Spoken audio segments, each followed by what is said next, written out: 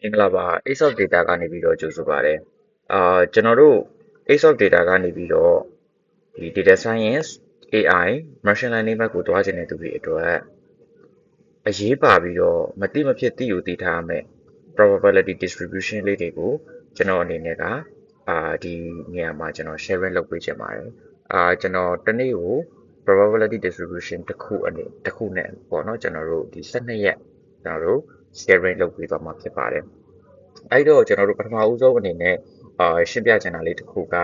probability distribution မှာကျွန်တော်တို့က discrete probability distribution နဲ့ continuous probability distribution ဆိုပြီးတော့ရှိတဲ့အထဲကမှဒီနေ့ပထမဦးဆုံးစပြီးတော့ပြောမယ့်အကြောင်းအရာဒီကျွန်တော်တို့ probability distribution တွေကမှ discrete probability distribution အမျိုးအစားတစ်ခုဖြစ်တဲ့ binomial probability distribution ကိုကျွန်တော်တို့ပြောမှာဖြစ်ပါတယ်အဲ့တော့ဟုတ်ပြီ binomial probability distribution ဆိုတာကဘာလဲဆိုတော့ bi ဆိုတာကကျွန်တော်တို့နှစ်ခုဆိုတဲ့သဘောကိုပြောတာဖြစ်ပါတယ်နှစ်ခုဆိုတဲ့သဘောကိုပြောတာဖြစ်ပါတယ်အဲ့တော့ binomial probability distribution ဆိုတာကတဲ့သူကစမ်းသပ်မှုတစ်ခုကိုတဲ့နော်စမ်းသပ်ချက်တစ်ခုကိုအကြိမ်အရေအတွက်ကျွန်တော်တို့တစ်ကြိမ်ကနေစပြီးတော့ n ကြိမ်ထိမြည်သည့်အကြိမ်အရေအတွက်လောက်ပဲလှုပ်နော်အကြိမ်အရေအတွက်ဘလောက်ပဲအကြိမ်အရေအတွက်စမ်းသပ်မှုအကြိမ်အရေအတွက်ကိုစမ်းသပ်တဲ့ဖြစ်ပေါ်လာနိုင်ခြေရှိတဲ့ possible outcome ဒီတဲ့နှစ်ခုတည်းပဲရှိမယ်ဆိုရင်တဲ့အဲ့ဒါဆိုလို့ရှိရင်ကျွန်တော်တို့ binomial probability distribution ကိုအသုံးပြုပြီးတော့တွက်လို့ရပါတယ်စမ်းသပ်မှုတစ်ခုကိုကျွန်တော်တို့ကတစ်ကြိမ်နဲ့ပဲလို့အကြိမ်အရေအတွက်မြောက်များစွာ n ကြိမ်ထိ n ကြိမ်ဆိုတာဒီညမှာမတိကိန်းပါမတိကိန်းဆိုတာကိုကဘယ်နှကြိမ်ထိလုံးမယ်မှန်းမတိကိန်းလို့ n ကြိမ်ထားပေးတာဖြစ်ပါတယ်အဲ့တော့စမ်းသပ်မှုတစ်ခုကိုတဲ့အကြိမ်အရေအတွက်မြောက်များစွာနော်ဘယ်နှကြိမ်ပဲစမ်းသပ်ဖြစ်ပေါ်လာနိုင်ခြေရှိတဲ့ possible outcome ဒီနှစ်ခုတည်းပဲရှိမယ်ဆိုရင်တဲ့ဒီ distribution ကိုဒီပြဿနာကိုကျွန်တော်တို့ binomial distribution နဲ့ဖြေရှင်းလို့ရပါတယ်ဥပမာကျွန်တော်တို့ example ပြောပြပါမယ်ကျွန်တော်တို့ဥပမာအနေနဲ့ကြည့်မယ်ဥပမာကျွန်တော်တို့ကဒင်္ဂါးပြားတစ်ပြားရှိတယ်နော်ကျွန်တော်တို့အဲ့တော့ဒင်္ဂါးပြားလေးတစ်ပြားကိုကျွန်တော်တို့တွေကနော်ဒင်္ဂါးပြားလေးတစ်ပြားကိုကျွန်တော်တို့တွေကတစ်စိမ်မြောက်မယ်တစ်ချိန်မြောက်လိုက်တဲ့အခါမှာအဲ့ဒီဒင်္ဂါးပြားလေးတစ်ပြားကိုတစ်ချိန်မြောက်ရင်ဖြစ်ပေါ်လာနိုင်ခြေရှိတဲ့ possible outcome ဒီဘယ်နှခုပဲလဲဆိုလို့ရှိရင်ခေါင်းနဲ့ pam ဆိုပြီးတော့နှစ်ခုအဲ့တော့ဒင်္ဂါးပြားလေးတစ်ပြားကိုတစ်ချိန်ပဲမြောက်အချိန်အရေအတွက် n ချိန်ထိပဲမြောက်နော်ဘယ်နဲ့အချိန်ပဲမြောက်ဖြစ်ပေါ်လာနိုင်ခြေရှိတဲ့ possible outcome ဒီခေါင်းနဲ့ pam ဆိုပြီးတော့နှစ်ခုတည်းပဲရှိမယ် okay နောက်တစ်ခုဆက်ကြည့်အောင်ကျွန်တော်တို့ example လေးရနော်ကျွန်တော်တို့ကိုဝင်ဆောင်အမျိုးသမီးတစ်ယောက်နော်ကိုဝင်ဆောင်အမျိုးသမီးတယောက်ကိုဝင်ဆောင်အမျိုးသမီးတယောက်ဒီကလေးမွေးတဲ့အခါမှာဖြစ်ပေါ်လာနိုင်ရရှိတဲ့ positive outcome ဒီနှစ်ခုတည်းပဲရှိတယ်။ဘာနဲ့ပါလဲဆိုလို့ရှိရင်ယောက်ျားလေးမွေးမှာနဲ့မိန်းကလေးမွေးမှာဆိုပြီးတော့ပဲရှိပါတယ်။ဘာကြောင့်လဲဆိုတော့ဒီကိုဝင်ဆောင်တဲ့ဒီဘယ်နှစ်ကြိမ်ပဲမွေးအကျဉ်းအရေအတွက်နော်ဘလောက်ပဲသူကိုဝင်ဆောင်ပြီးတော့ကလေးမွေးတစ်ကြိမ်မွေးတိုင်းမှာဖြစ်ပေါ်လာနိုင်ရရှိတဲ့ positive outcome ဒီကြာမှဆိုပြီးတော့နှစ်မျိုးတည်းပဲဖြစ်ပါတယ်ဒါ positive outcome နောက်တစ်ခုကျွန်တော်တို့တစ်ခုဆက်ကြည့်အောင်ဥပမာကျွန်တော်တို့ကထီထိုးတယ်ပဲဆိုကြပါစို့နော်ထီထိုးတဲ့အခါမှာဆိုလို့ရှိရင်လည်းဖြစ်ပေါ်လာနိုင်ခြေရှိတဲ့ positive outcome ဒီထီပေါက်တာနဲ့ထီမပေါက်တာနော်အဲ့တော့ဒီနှစ်ခုဆိုတော့ဒါဆိုပြောချင်တာက binomial probability distribution ဒီကျွန်တော်တို့စမ်းသပ်မှုတွေကိုနော်အကြိမ်အရေအတွက်မြည်မျှပဲလုပ်ပါစေတဲ့ဖြစ်ပေါ်လာနိုင်ခြေရှိတဲ့ positive outcome ဒီနှစ်ခုတည်းပဲရှိရမယ်နော်အဲ့လိုပြဿနာမျိုးဆိုလို့ရှိရင်ကျွန်တော်တို့က binomial distribution နဲ့ကျွန်တော်တို့ဖြေရှင်းလို့ရပါတယ် okay အဲ့ဒါဆိုလို့ရှိရင်ကျွန်တော်တို့က binomial distribution ကိုလက်တွေ့အသုံးချတဲ့ နယ်ပယ်တွေမှာဘယ်နေရာတွေမှာအဓိကလက်တွေ့အသုံးချနေကြသလဲဆိုတာကိုကျွန်တော်အဓိကပြောပြမယ်အဲ့တော့ကျွန်တော်တို့က data science AI နဲ့ machine learning approach ကိုသွားနေတဲ့သူတွေအတွက်ဆိုလို့ရှိရင်เนาะကျွန်တော်တို့ data science မှာ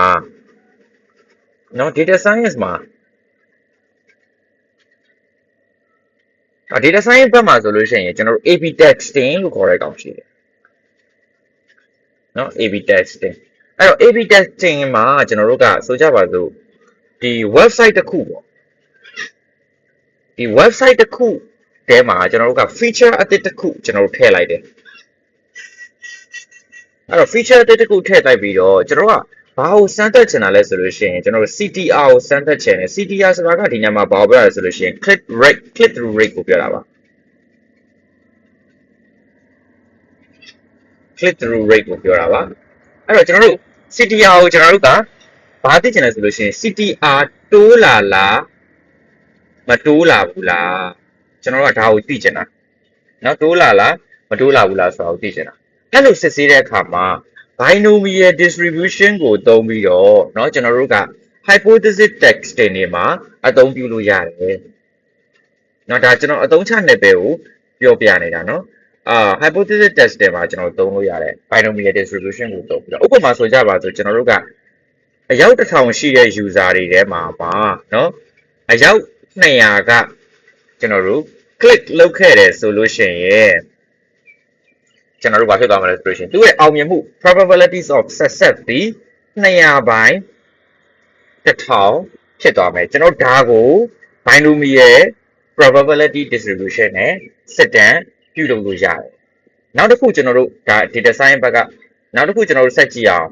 နောက်တစ်ခုကျွန်တော်တို့ဒီ machine learning ဘက်မှာဆိုလို့ရှိရင်အဲ့တော့ machine learning ဘက်မှာဆိုလို့ရှိရင်ကျွန်တော်တို့ကဘယ်လိုသုံးလို့ရတယ်လဲဆိုလို့ရှိရင်ကျွန်တော်တို့ binary classification နေရာမှာ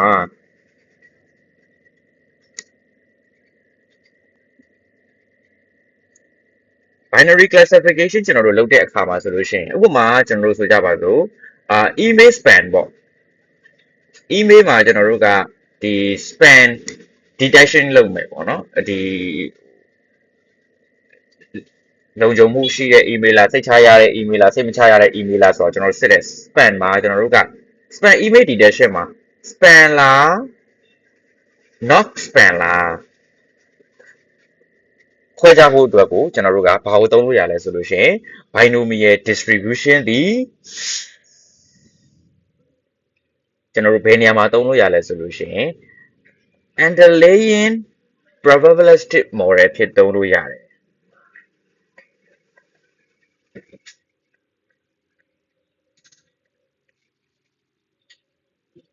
အဲ့တော့ကျွန်တော်တို့က email span တွေမှာ email မှာဒီ span mail ဟုတ်မဟုတ်ကို detect လုပ်တဲ့အခါမှာเนาะ span လား not span လားကိုကျွန်တော်တို့ခွဲခြားဖို့အတွက်ဆိုလို့ရှိရင် binomial distribution ကိုသုံးပြီးတော့အဲ့ဒီ binomial distribution ကိုမှကျွန်တော်တို့က underlying probabilistic model ဖြစ်သုံးလို့ရတယ်ဒါအပြင်ကျွန်တော်တို့ဘယ်အိမ်မှာထပ်သုံးလို့ရသေးတယ်လဲဆိုရင်เนาะကျွန်တော်တို့ဒီ logistic regression တွေပြီးရင်ကျွန်တော်တို့ဒီ SVM လို့ခေါ်တဲ့ဒီ support vector machine ပေါ့နော် support vector machine အဲ့ဒီ algorithm တွေမှာဆိုလို့ရှိရင်လေเนาะကျွန်တော်တို့ဒီ Bernoulli distribution နဲ့ binomial distribution အပေါ်မှာအခြေခံပြီးတော့တည်ဆောက်ထားတဲ့ algorithm တွေဖြစ်တယ်အဲ့တော့နောက်တစ်ခုအနေနဲ့ကကျွန်တော်တို့ machine learning မှာ model ရဲ့เนาะဒီ performance metric ပေါ့เนาะperformance matrix ကိုကျွန်တော်တို့တိုင်းတာတဲ့အခါမှာဆိုလို့ရှိရင်လည်းကျွန်တော်တို့ accuracy တွေเนาะပြီးရင်ကျွန်တော်တို့ဒီ perception เนาะတိကျမှုပြီးရင်ကျွန်တော်တို့ recall တွေဒါတွေကိုကျွန်တော်တို့က binomial ဒီကောင်တွေကလည်းကျွန်တော်တို့ binomial distribution probability distribution ပေါ်မှာအခြေခံထားတာဖြစ်ပါတယ်အဲ့တော့ကျွန်တော်တို့ဒါကဒီ machine learning ဘက်က example အနေနဲ့ကျွန်တော်ပြောပြတာဖြစ်တယ်အဲ့တော့နောက်တစ်ခုကျွန်တော်တို့ဒီ machine learning ဘက်မှာပဲကျွန်တော်တို့ဒီ generative model တွေပေါ့နော်generative model ပေါ့ဒီ generative model တွေဖြစ်တဲ့ဥပမာကျွန်တော်တို့ဒီ Naive Bayes classifier လို့ကောင်မျိုးတွေပေါ့နော်အဲ့တော့ Naive Bayes classifier လို့မျိုးဒီ generative model တွေမှာ feature တစ်ခုစီရဲ့ကျွန်တော်တို့ဒီ presence เนาะ absence เนาะ presence absence အဲ့ဒါကိုကျွန်တော်တို့က binomial model နဲ့တိဆောက်လို့ရတယ်တိဆောက်ထားတာဖြစ်တယ်ဥပမာ ဒီစာတန်းတစ်စောင်မှာကျွန်တော်တို့က what တစ်ခုရှိမရှိကို binomial distribution နဲ့ကျွန်တော်တို့တွေတွက်ချက်လို့ရနိုင်တယ်เนาะ okay အဲ့တော့နောက်တစ်ခုကျွန်တော်တို့ဒီ machine learning ပြီးတော့ကျွန်တော်တို့ AI ဘက်တို့သွားကြည့်အောင် AI နယ်ပယ်မှာရောဘယ်လိုသုံးလဲအဲ့တော့ AI နယ်ပယ်မှာရောဘယ်လိုသုံးလဲဆိုလို့ရှိရင်ကျွန်တော်တို့ဒီ Monte Carlo algorithm ပေါ့နော် Monte Carlo simulation အဲ့တော့ Monte Carlo simulation နေမှာကျွန်တော်တို့ကဒီ AI application တွေမှာဆိုလို့ရှိရင်အဓိကက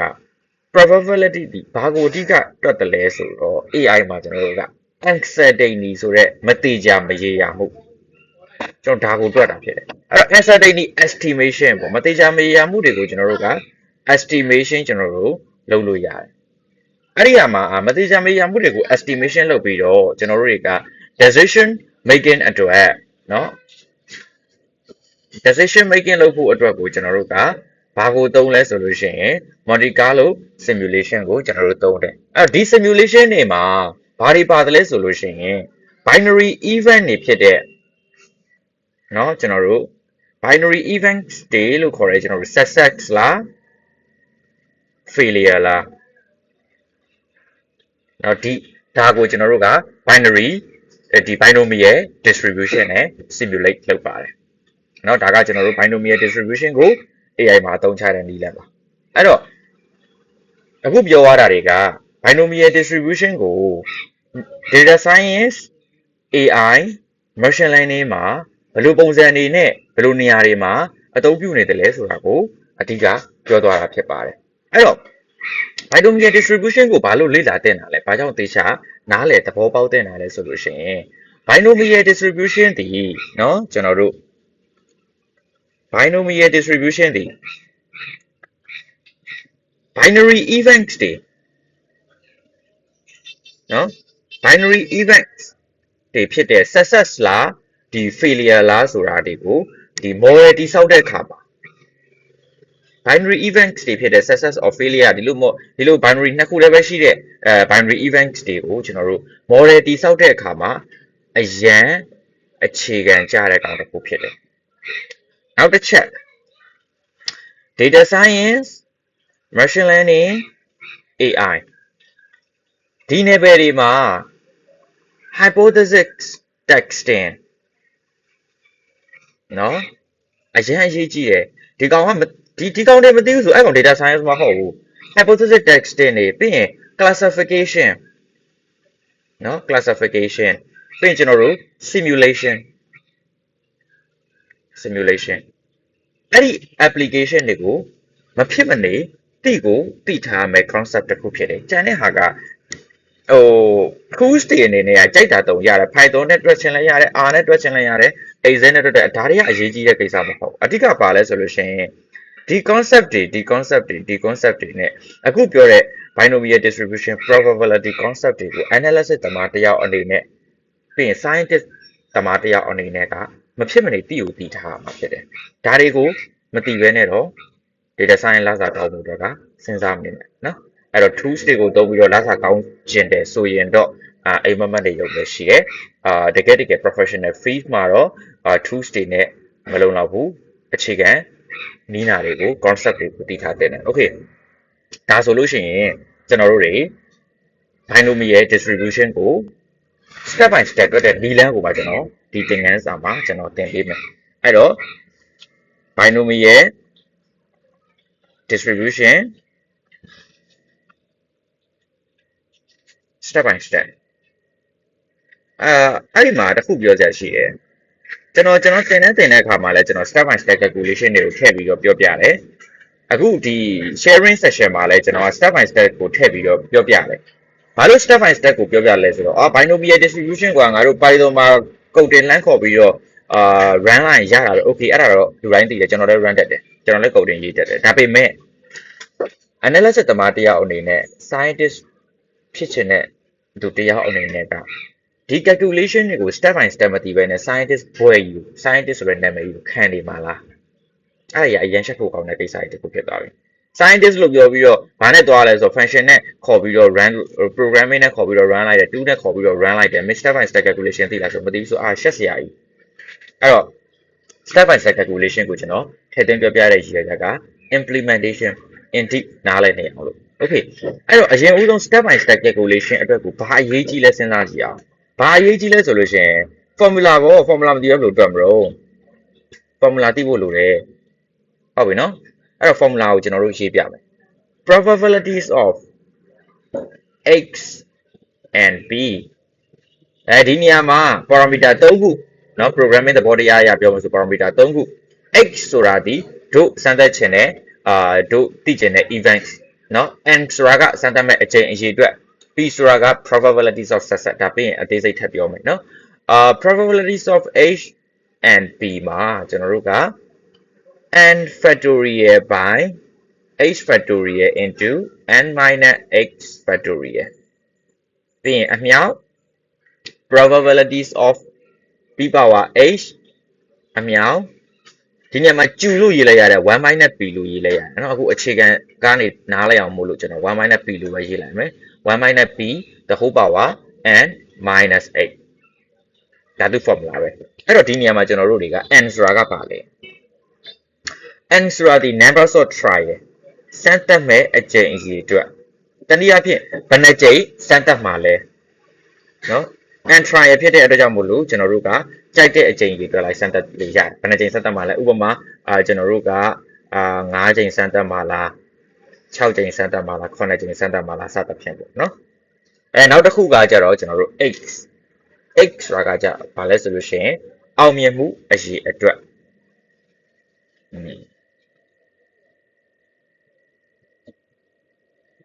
x ဆိုတာကကျွန်တော်တို့အောင်မြင်မှုအရေအတွက်ကိုပြောတာprobabilities the numbers of success เนาะအောင်မြင်မှုအရေအတွက်နောက်တစ်ခုကျွန်တော်တို့ p ဆိုတာကကြတော့ဗာလဲဆိုလို့ရှိရင်အောင်မြင်မှုဖြစ်နိုင်ခြေအောင်မြင်နိုင်ခြေပေါ့เนาะအောင်မြင်မှုဖြစ်နိုင်ခြေ1 minus p ကကြတော့ကြာရှုံးမှုဖြစ်နိုင်ခြေ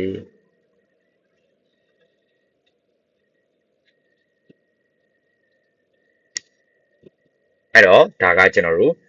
ဒီ equation ကို explain ပြန်လုပ်ပြထားတာเนาะဒီညမှာဂျာပြတစ်ခုပြောချင်တာကဘာလဲဆိုတော့ probability distribution တွေကိုဒါကျွန်တော်ဒီ usage က step by step calculation တွေရဲ့ကိုဒါကျွန်တော် shortcut အနေနဲ့ပြောပြတာဖြစ်တယ်တကယ် scientist သမားတယောက်အနေနဲ့ analysis သမားတယောက်အနေနဲ့ဆိုရင်တော့ဒီ probability distribution တွေကို int သိထားဖို့လိုတယ်အဲ့လို int သိဖို့အတွက်ဆိုလို့ရှိရင်တော့ဒီ probability distribution တွေကိုမလေ့လာခင်မှာ probability ရဲ့အခြေခံသဘောတရားတွေကိုတော့လေ့လာသင့်တယ်အဲ့တော့ basic concept probability ရဲ့ basic concept တွေကိုကောင်းကောင်းလေ့လာပြီးတော့မှဒါလည်းဒီ binomial ဒီ distribution တွေကိုလေ့လာတဲ့အခါမှာပို့ပြီးတော့လွယ်ကူပြီးတော့ပို့ပြီးတော့အသုံးချနိုင်မှာဖြစ်တယ်ပေါ့နော်okay ဒါဆိုလို့ရှိရင်ကျွန်တော်တို့အခုဘာလုပ်မလဲဆိုတော့example နှစ်ခုနဲ့ကျွန်တော်တွက်ပြမယ်ဗျာပထမတစ်ခုကကျွန်တော်ဒီ data science ဘက်က example တစ်ခုနဲ့တွက်ပြမယ်နောက်တစ်ခုကကျွန်တော် AI ဘက်က example တစ်ခုနဲ့တွက်ပြမယ်เนาะအဲ့တော့အခုကျွန်တော်example of data science ပေါ့နော် data science ဘက်က example တစ်ခုနဲ့ကျွန်တော်အရင်တွက်ပြပါမယ်အဲ့တော့ data science ဘက်က example တစ်ခုနဲ့အရင်တွက်ပြမယ်ဆိုတော့ကျွန်တော်ကအခု question အနေနဲ့ဘာလုပ်ချင်တာလဲဆိုတော့ span image detection ကျွန်တော်လုပ်ချင်တယ် span image detection အဲ့တော့ span image detection ကိုကျွန်တော်လုပ်ချင်တယ်အဲ့တော့ image ဘယ်နှဆောင်ရှိလဲဆိုလို့ရှိရင် image အဝင်က10ဆောင်ဝင်လာတယ် image 10ဆောင်ဝင်လာတယ်အဲ့ဒီ10ဆောင်ဝင်လာတဲ့ image ထဲမှာเนาะ span ဖြစ်နိုင်ခြေက span ဖြစ်နိုင်ခြေဒီ30%ရှိတယ်ဆိုကြပါစို့ဒါဆိုလို့ရှိရင် probabilities of success ဒီ30% 0.3 ပေါ့30%ရှိရဆိုကြပါဒါဆိုလို့ရှိရင်တဲ့ကျွန်တော်တို့က span ဖြစ်10ခုမှာတဲ့ span ဖြစ်မဲ့ email ဒီ30% ဖြစ်နိုင်ခြေရှိတယ်ဒါဆိုလို့ရှိရင်အဲ့ဒီ10ခုထဲမှာအနည်းဆုံးဆိုတဲ့သဘောတရားက at least 4ခု span ဖြစ်နိုင်ခြေကိုတွက်မယ် အဲ့တော့အနည်းဆုံး၄ခု span ဖြစ်နိုင်ကြီးဆိုတော့ probability ရဲ့သဘောတရားကိုပြောပြမယ် at least အနည်းဆုံးဆိုရင်များလို့ရတယ်အနည်းဆုံး၄ခု span ဖြစ်နိုင်ကြီးဆိုတာက၄ခုကနေပြီးတော့10ခုလုံးထိ span ဖြစ်နိုင်တယ်ဆိုတဲ့အခြေအနေကိုပြောတာ at most အများဆုံးဆိုနည်းလို့ရတယ်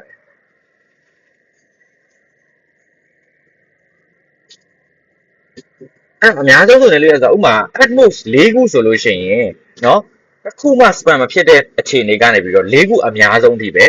span ဖြစ်တာကိုပြောတာ at least ၄ခု at least ၄ခုဆိုတာက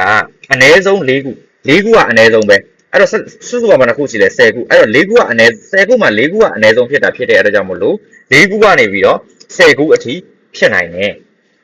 ဒါကြောင့်ကျွန်တော်တို့ကဘယ်လိုဖြစ်သွားလဲဆိုလို့ရှိရင်စမ်းသပ်မှုအကြိမ်ကြီးအတွက်အန်တန်ဖို့ဒီဘယ်လောက်ဖြစ်မလဲ10ခုเนาะအောင်မြင်နိုင်ခြေ probability of success ဒီဘယ်လောက်လဲ 0.3 เนาะဆိုလိုချင်တာက10ခုမှာ span ဖြစ်နိုင်ခြေဒီ30%ရှိတယ် 0.3 ဒါဆိုလို့ရှိရင် span ဖြစ်နိုင်ခြေက30%ဆိုလို့ရှိရင် span မဖြစ်နိုင်ခြေဘယ်လောက်ရှိမလဲ1 minus p ပေါ့ probability တန်ဖိုးအားလုံးပေါင်းစစ်ဒီ1ရ1ဖြစ်တဲ့အတွက်ကြောင့်မို့လို့ဒီ probability of success တွေကနေ1နဲ့ကနေပြီးတော့ probability of success ကိုနှုတ်လိုက်မယ် 0.7 က span မဖြစ်နိုင်ခြေဖြစ်တယ်ဆိုတော့အဲ့တော့အနည်းဆုံး၄ခု at least 4ဆိုရင်4 5 6 8 9 10ဒါကိုကျွန်တော်တို့ကရှာတော့အဲ့တော့ binomial probability နဲ့တွက်မယ်ဆိုတော့အရင်ဆုံးကျွန်တော်တို့ကဘယ်လိုဖြစ်သွားမလဲဆိုလို့ရှိရင် probabilities of at least 4ကိုလိုချင်ရင် probabilities of x greater than equal to 4 equal to probabilities of h is equal to 4 plus probabilities of h is equal to 5 plus etc plus probabilities of h is equal to 10ဒါဆိုကျွန်တော်ဘယ်နှခုရှာမလဲဆိုတော့6ခုလောက်ရှာ sorry 9ခုလောက်ရှာเนาะအဲ့ probability 9ခုလောက်ရှာအဲ့တော့ဒီနေရာမှာဒီလိုတွက်ချင်လိုက်ရအဲ့လိုမတွက်ဖဲနဲ့ပြောင်းပြန်တွက်လို့ရဆိုဒါshortcut ပြောပြတာပေါ့เนาะကြားထည့်ပြီးပြောပြဒီကောင်ဆိုလို့ရှိရင်ဒီတစ်ခုချင်းစီရဲ့ဖြစ်တန်စွမ်းတွေကိုရှာရတော့မှာရှာပြီးတော့မှအဲ့ဒီဖြစ်တန်စွမ်းတွေအကုန်လုံးပြန်ပေါင်းပြရမှာအဲ့လိုမျိုးအများကြီးမရှာချင်ရင်မလုပ်ရမလဲဆိုတော့တစ်ချိန်မှ probabilities of h is equal to 0เนาะ probabilities of h is equal to 0ကနေပြီးတော့ probabilities of h is equal to 3 ထိကိုတွက်လိုက်အဲ့ဒီ probability တန်ဖိုးအားလုံးကိုပေါင်းလိုက်ပေါင်းပြီးသွားရင်1နဲ့ကနေပြီးတော့ပြန်နှုတ်လိုက်ဒါဆိုလို့ရှိရင် at least 4ကိုရအဲ့လိုတွက်ချင်လဲရเนาะအခုကတော့ဒါအခြေခံအဖြစ်ဆိုလို့ရှိရင်တော့ဒီတိုင်းကျွန်တော်ခုတွက်တဲ့အတိုင်းကိုပဲရှင်းအောင်နားထောင်တာအကောင်းဆုံးပဲเนาะဒါလောလောဆယ်မှာအခြေခံမှာဖြတ်လန်းကြီးကိုမသုံးနိုင်ဘူး step by step ကိုတခြားနားလည်ထားတာအဆင်ပြေတယ်เนาะအဲ့တော့ equation တွေကိုကျွန်တော်တို့ထည့်တော့မယ်အဲ့တော့ equation တွေကိုထည့်တော့မယ်ဆိုတော့ခုနက equation ကိုကျွန်တော်တို့တစ်ချက်လောက်ပြန်ကြည့်ရအောင် equation မှာဆိုလို့ရှိရင် probabilities of and sorry အကြောင်းလေးမှားသွားတယ် probabilities of h and p လေဟုတ်တယ်မလားအဲ့တော့အခုကျွန်တော်တို့ကအရင်ဆုံးဘာတွက်မလဲဆိုလို့ရှိရင် probabilities of h နေရာမှာ4 n နေရာမှာ10 p နေရာမှာ 0.3 အဲ့တော့ n factorial ဆိုတော့10 factorial by h factorial ဆိုတော့4 factorial into n minus h factorial ဆိုတော့10 minus 4 factorial အမြောက် p power h ဆိုတော့ p တန်ဖိုးဒီ 0.3 h တန်ဖိုးဒီ4 1 minus p ဆိုတော့ 0.7 ပေါ့ 0.7 the whole power n minus h ဆိုတော့10 minus 4ဟုတ်ပြီနော်ကျွန်တော်တို့အဲ့ဒီကနေပြီးတော့တန်ဖိုးတစ်ခုထွက်မယ်အဲ့တော့ဥပမာဆိုကြပါစို့ဒီကောင်ဒီ 0.200 ရတယ်အဲ့ဒီအတိုင်းပဲကျွန်တော်တို့ကဘယ်ကောင်ကိုလဲတွက်မလဲဆိုလို့ရှိရင်ဒါကျွန်တော် step by step တွေချက်တော့ပြရမယ်နော် h is equal to 5ကိုလဲကျွန်တော်တွက်5ကိုလဲတွက်မယ်ဆိုလို့ရှိရင်10 factorial by 5 factorial 10 minus 5 factorial ဟုတ်ပြီနော်ပြီးရင်အမြောက် 0.3 the whole power 5အမြောက် 0.7 10 minus 5အဲ့ဒီကနေပဲကျွန်တော်တို့ဘယ်အထိတွက်သွားမလဲဒါဆိုတစ်ခုရမယ်နော်ဒါဆိုဖြေတစ်ခုရမယ်ဒီကောင်ဆိုကျွန်တော်တို့က 0.103 ပေါ့နော်ဒါကုန်တင်နဲ့တွက်နေရတယ်ဒါပေမဲ့လို့ step by step ကိုသိထားတဲ့နဲ့သိလဲသိရမယ်နော်အဲ့ဒီကနေပဲကျွန်တော်တို့ဘယ်အထိတွက်မလဲဆိုလို့ရှိရင် probabilities of h is equal to 10အထိတွက်မယ်နော် h is equal to 10အထိတွက်လိုက်မယ်တွက်လိုက်ပြီးတဲ့အခါကျတော့မှကျွန်တော်တို့အဲ့ဒီတန်ဖိုးတွေအားလုံးကိုပေါင်းမယ်နော်အဲ့ဒီတန်ဖိုးတွေအားလုံးကိုပေါင်းမယ်အဲ့တော့ probabilities of h is equal to 4 plus probabilities of h is equal to 5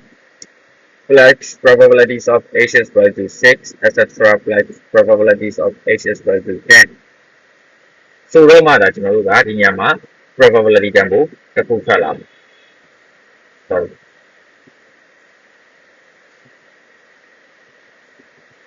ဒီညမှာကျွန်တော် probability value တစ်ခုထွက်လာမယ်အဲ့ဒီ value ဒီဘာဖြစ်နိုင်ပြီလဲဆိုလို့ရှိရင် email 10ခုမှာအနည်းဆုံး email 4ခုဒီ spam ဖြစ်မဲ့ဖြစ်တဲ့အတွက်ထွက်လာတာဖြစ်တယ်နော် email 10ခုမှာအနည်းဆုံး email 4ခုဒီ spam ဖြစ်မဲ့ဖြစ်တဲ့အတွက်ထွက်လာခြင်းဖြစ်တယ်အဲ့တော့ဒီညမှာဘာလို့ binomial probability distribution ကိုသုံးရတယ်လဲစဉ်းစားကြည့်လေ spam detection မှာက spam ဖြစ်သလားနဲ့ spam မဖြစ်ဘူးလားဆိုတာကိုပဲကျွန်တော်တို့ကစဉ်းစားတာလေ spam ဖြစ်သလားနဲ့ spam မဖြစ်ဘူးလားဆိုတာကိုပဲကျွန်တော်တို့ကစဉ်းစားတာဖြစ်တဲ့အတွက်ကြောင့်ဖြစ်ပေါ်လာနိုင်ရည် positive outcome ဒီနှစ်ခုလည်းပဲရှိနေတာဖြစ်တယ်ဟုတ်ပြီနော်အဲ့တော့အရေးဆုံးကတော့ binomial distribution နဲ့တွက်တာတော့မှန်တယ်ဘာလို့ binomial distribution နဲ့တွက်ကြတယ်လဲဆိုတာကိုလည်းစဉ်းစားရသေးတယ်အဲ့တော့နောက်တစ်ချက်ကျွန်တော်တို့ဒါကတော့ကျွန်တော်တို့ကdata science ဘက်က example နဲ့ပြောပြတာပေါ့နော်အဲ့တော့အခုကျွန်တော်AI ဘက်က example တစ်ခုနဲ့ပြောပြမယ်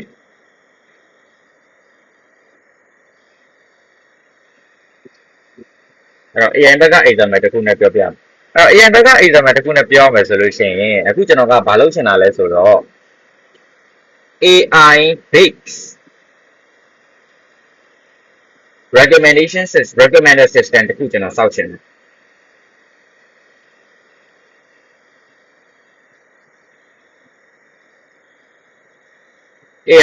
AI based recommender system အဲ့ဒီတစ်ခုကိုကျွန်တော်စောင့်ချင်တယ်အဲ့ဒီ system တစ်ခုမှာတဲ့ user အယောက်200ကိုကျွန်တော်ဘာလုပ်လဲဆိုလို့ရှိရင်စမ်းသပ်တဲ့အခါမှာသူ့ရဲ့ click through rate CTR ကဘယ်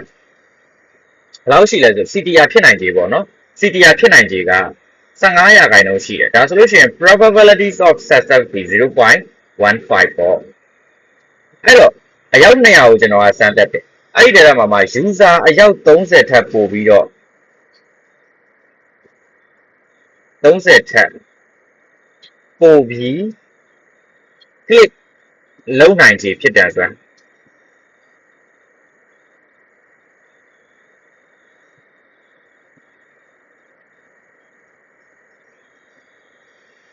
user အယောက်30တက်ပို့ပြီးတော့ click လုပ်နိုင်ခြေဖြစ်တယ်ဆိုရင် okay ဒါဆိုတို့တွေက click လုပ်မယ်မလုပ်ဘူး positive အောက်ကဘယ်နှခုလဲဆိုတော့2ခု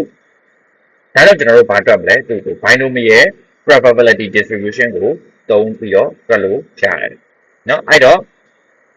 n တန်ဖိုးကဘယ်လောက်လဲ200ပေါ့n တန်ဖိုးက200ကျွန်တော် probabilities of success က 0.15 ပေါ့ဆိုတော့1 minus p ဒီဘယ်လောက်ဖြစ်သွားမလဲကျွန်တော်တို့0.85 ဖြစ်သွားမှာเนาะပြီးရင်ကျွန်တော်တို့က h တန်ဖိုးက30 user ရောက်30ထပ်ပူတာဆိုတော့ greater than equal to 31ပေါ့အယောက်30တက်ပုံမှာတော့31ကနေပြီးတော့စမှာအဲ့တော့ကျွန်တော်တို့ကအဲ့31ကနေပြီးတော့ဘယ်ထိတွက်မလဲဆိုလို့ရှိရင် probabilities of h equal to 31 plus probabilities of h equal to 32ကနေ probabilities of h equal to 200ထိအဲ့အရန်များသွားပြီเนาะအရန်များသွားပြီအလွယ်ကူဆုံးကတော့ဒါဆိုလို့ရှိရင်တော့ကျွန်တော်တို့ကPython သုံးပြီးတော့ ရှာရင်ရှာသို့မဟုတ်သုံးပြီးတော့ရှာရင်ရှာသို့မဟုတ် Excel သုံးပြီးတော့ရှာရင်ရှာ tools ကိုဘယ်နေရာမှာသုံးဆိုဒီလိုအခြေအနေကြမှာ tools ကိုသုံးတာဒီလိုအခြေအနေတွေဖြစ်လို့ tools ကိုသုံးတာ binomial နဲ့တွက်ကမယ် Poisson နဲ့တွက်ကမယ် hypergeometry နဲ့တွက်ကမယ်လို့ဆိုတာက tools ကမပြောနိုင်ဘူးလူစဉ်းစားတာပညာရှင်တယောက်ကစဉ်းစားငါဒီပြဿနာကိုငါဒီ AI recommender system ကိုဒီပုံစံပြဿနာမျိုးဖြေရှင်းချင်တယ်ငါဘယ် probability distribution နဲ့တွက်ကမလဲဆိုတာကလူအုံတောင်းနဲ့စဉ်းစားပြီးတော့တွက်ကတာဒီလိုမျိုးအရှိကြီးမတွက်နိုင်တဲ့အခြေအနေတွေကြတော့မှဒါ tools တွေကိုသုံးရတာ tools တွေကကျွန်တော်တို့ရဲ့ analysis process တွေ calculation process တွေကိုမြန်မြန်ဆန်ဆန် output ထွက်အောင်လုပ်ပြီးနိုင်ဖို့အတွက်ပဲရည်ရွယ်တယ်။ဘာနဲ့တွက်ပါဆိုတဲ့ဟာကိုဒီကောင်းနေမပြောကြတာအဲ့ဒါလူက study လုပ်ပြီးတော့ဘာနဲ့တွက်တဲ့နဲ့ဘာနဲ့တော့မတွက်တဲ့လူကိုယ်တိုင်စဉ်းစားရတာဖြစ်တယ်။အဲ့ဒါကိုသိစေချင်တယ်။အကယ်၍ပေါ့နော်31ကနေ200ထိမတွက်ချင်လဲခုနကလိုမျိုးပဲလုံးဝ click မလုပ်တဲ့လူ probabilities of h is equal to 0ကနေပြီးတော့probabilities of h is equal to 30အထိတွက်လိုက်နော်အဲ့ဒီရတဲ့ probability တန်ဖိုးအားလုံးကိုပေါင်းပြီးသွားပြီဆိုလို့ရှိရင်အဲ့ဒီရတဲ့ probability တန်ဖိုးကို1နဲ့ကနေပြီးတော့ပြန်နှုတ်ရင်တို့ဒီမှာ30နဲ့အထက် click ဖြစ်နိုင်စီဖြစ်တယ်ဆိုတာကိုကြားလိုက်မယ်ဟုတ်ပြီနော်အဲ့တော့ဒီနေ့ပြောချင်တဲ့ sharing သင်ခန်းစာလေးကတော့ဒီလောက်ပဲအဲ့တော့ဒီနေ့ကဘယ်အကြောင်းကိုပြောခဲ့သလဲဆိုလို့ရှိရင် binomial ရဲ့ probability distribution အကြောင်းကိုပြောခဲ့တာဖြစ်တယ်အဲ့တော့ကျွန်တော်တို့မနက်ဖြန်မှာနောက်ထပ် probability distribution တစ်ခုကိုဆက်ပြီးတော့ပြောပြပေးသွားမှာဖြစ်ပါတယ်အဲ့တော့ဒီနေ့ကိုတစ်နားရီလောက်ပဲချိန်ပေးပြီးတော့သင်ခန်းစာလေးတွေကိုလေ့လာမှဆိုလို့ရှိရင်ကျွန်တော်တို့ကိုအများကြီးအကျိုးရှိကြမှာဖြစ်ပါတယ်အဲ့တော့ကျွန်တော်လည်းအချိန်ပေးရတာတတ်เนาะအဲ့တော့ကျေးဇူးအများကြီးတင်ပါတယ်